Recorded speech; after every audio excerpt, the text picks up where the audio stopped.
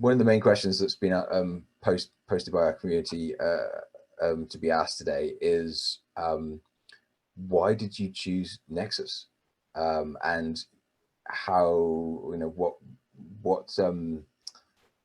how did you examine you know, other blockchains, and how did you come to the conclusion to use Nexus? No, it's a fair comment. So my background before BEF was as a management consultant, doing stuff on blockchain and operating models, of which had interactions with several different projects who built on several different platforms. None of them would be able to go beyond a kind of proof of concept. We're interested in building something which is actually scalable, and not just going to be a pilot or a fancy use of blockchain, one that can actually be used now and actually deliver real value and be able to grow with extra maturity.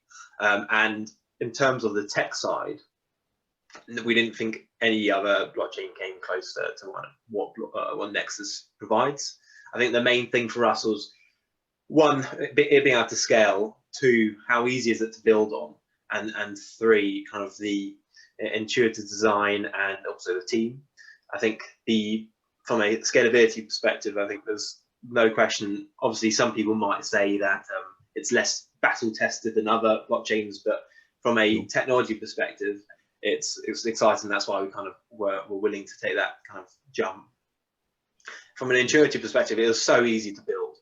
Having a full set of APIs which basically provide all the features and functionality you could possibly need was so good for us, because it meant our devs were able to develop stuff so quickly without having to custom build their own smart contracts and functionality themselves. So that was a massive plus for us.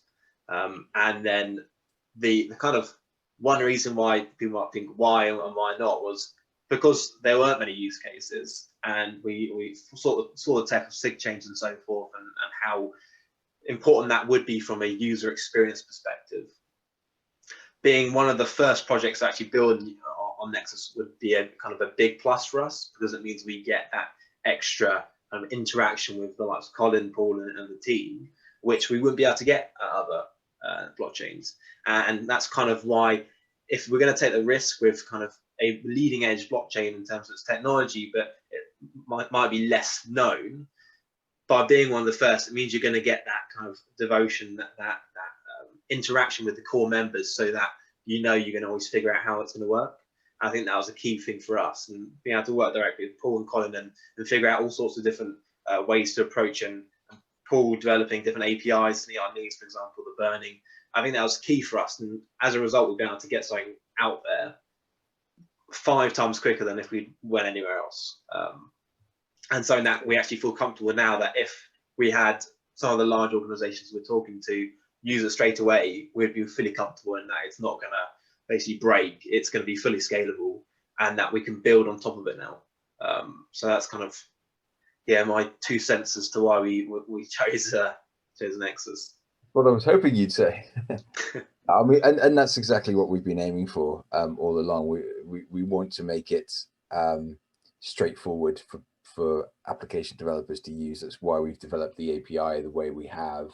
We're trying to make it so that application developers don't need to know the inner workings of blockchain. Obviously, you need an appreciation of it and need to know why you're using it, but beyond that, it needs to be straightforward. And you made a point there about smart contracts, you know, where when we will be allowing or providing developers to, you know, get into the nitty-gritty of smart contracts if they need to, but that's much later. The whole point of the way we've approached smart contracts is that you're abstracting application developers from it. You provide them with preset conditions, contract conditions that can be applied just through, you know, an API parameter, so that you can do things like burn a token by just calling this very simple API method without having to know how to write the smart contract behind it that actually makes it unclaimable and makes it burnt, you know, a burnt token. It's that kind of thing. That's exactly the approach we've been trying to take. So good. And I think from a scaling perspective, I think this game's all around, you've got to build something quick, and you've got to test it, and you've got to refine it. And having those APIs makes it so much easier than if you had to devote a few weeks to develop a call or a bit of functionality, which it turns out is just not going to work. We've been able to just basically completely change our design architecture in a matter of days because of this kind of these API approaches, which again, from a time perspective, it wouldn't be possible using others.